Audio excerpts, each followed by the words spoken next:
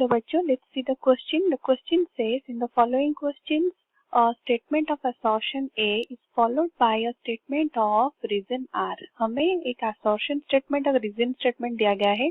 हमें देखना है वो जो assertion और reason दिया गया है वो true है या फिर false. जो assertion हमें दिया गया है वो क्या है? Benzaldehyde is more reactive towards nucleophilic addition than acetaldehyde. अगर न्यूक्लियोफिलिक एडिशन रिएक्शन होता है बेंजाल्डिहाइड और एसिटाल्डिहाइड में तो बेंजाल्डिहाइड मोर रिएक्टिव होगा, मतलब उसमें न्यूक्लियोफिलिक एडिशन इजी होगा. और बेंजाल्डिहाइड रीजन दिया गया है, benzaldehyde has less steric hindrance than acetaldehyde. Reason में दिया गया है कि बेंजाल्डिहाइड में लेस स्टेरिक हिंड्रेंस होता है एसिटाल्डिहाइड के कंपैरिजन में. तो हमारा कॉन्सेप्ट क्या होगा? की कॉन्सेप्ट होगा, हम देखेंगे कंपाउंड में जो ग्रुप प्रेजेंट है that one is bulkier group और not. That means concept will be presence of bulkier group. क्यों हम उसको देखेंगे बल्कियर ग्रुप प्रेजेंट है कि नहीं है? क्योंकि अगर एक कंपाउंड में बल्कियर ग्रुप प्रेजेंट होता है, presence of bulkier group is there, तो क्या होगा उसमें? अगर हम एक रिएक्शन करेंगे उस कंपाउंड के साथ, may be it will be a addition of nucleophile, वो क्या होगा? It will be not easy to do the reaction. तो addition of nucleophile will be difficult with presence of the bulkier group. उसी वजह से क्या हो जाएगा? वो कंपाउंड हो जाएगा लेस रिएक्टिव. और बल्कियर ग्रुप प्रेजेंस को हम बोलते हैं there will be steric hindrance.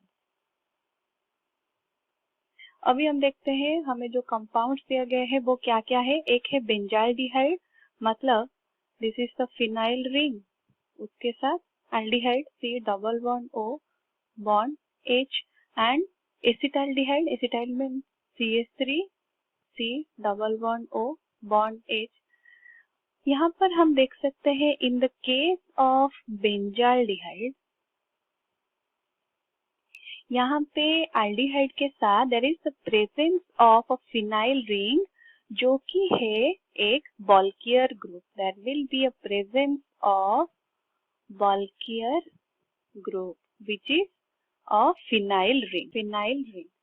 तो अगर एक न्यूक्लियोफाइल अटैक करने आएगा कार्बोनिल कार्बन के ऊपर, क्योंकि यहाँ पे डेल्टा पॉजिटिव चार्ज डेवलप होता है एंड ऑक्सीजन के ऊपर डेल्टा नेगेटिव, तो जब न्यूक्लियोफाइल अटैक करने के लिए आएगा तो that compound it will be difficult, बहुत डिफिकल्ट होगा. और उसका रीजन होगा ड्यू टू स्टेरिक हिंड्रेंस.